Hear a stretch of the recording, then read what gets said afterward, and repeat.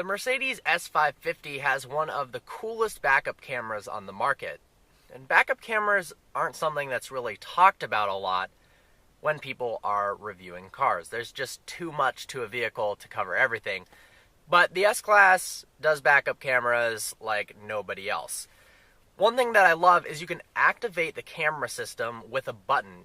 Typically, cars activate the backup camera. Typically, there's also only a backup camera. There's not cameras in the front and around the car.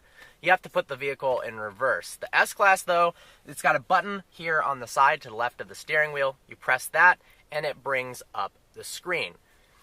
You've got two views. One, an aerial view, which I'll talk more about in a bit, and a view to the right of that, which depends on what gear you're in. So if you put it in reverse, obviously it's going to show a backup camera. Typically, like most backup cameras nowadays, you've got guidelines. When you turn the steering wheel, the guidelines move to show you where the car would potentially go. Now, one thing that's great about the S-Class is the lines on the sides right here are exactly where the sides of the car are. So if those lines clear a wall, you know that the vehicle will clear a wall as well. And then this red line here, you've got an extra foot once you get to that. There's sensors in the front and rear that give you light feedback as well as sound to know when you're getting closer and closer to an object if the cameras don't do enough of a good enough job, but of course they do. A very unique feature about this car is that you can scroll through the camera views. I love this, especially for parallel parking, getting close to a curb. So with the center controller, you scroll up.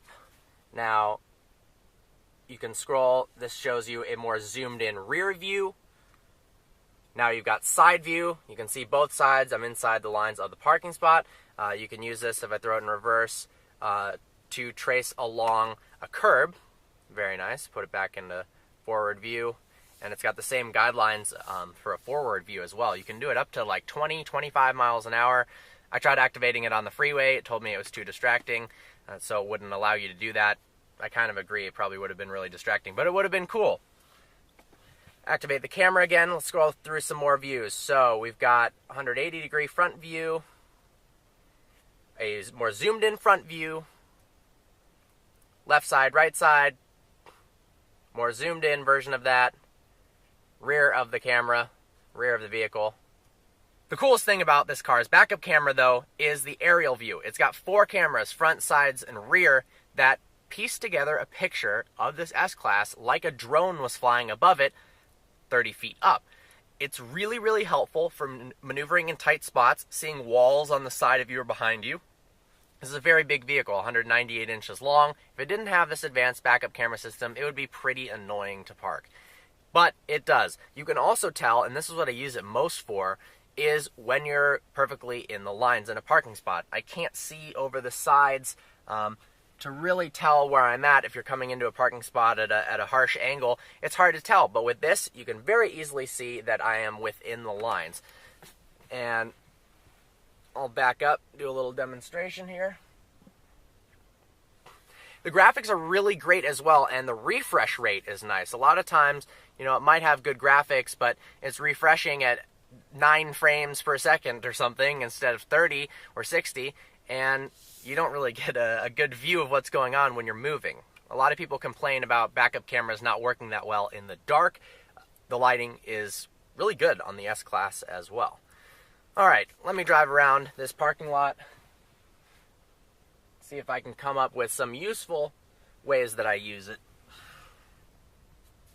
So I'm backing up right now. I don't even have to look behind me because I've got so many damn cameras. Of course, there's no substitute for actually looking in your mirrors, looking over your shoulder. Obviously, you should do that. I do it.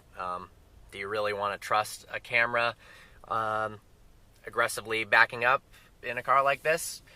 Yes, if you're going really slowly, but not for, you got to make sure that there's no car there first. But it does have collision avoidance, so it can stop you completely from getting in an accident. As you can see now, I reached above a certain speed.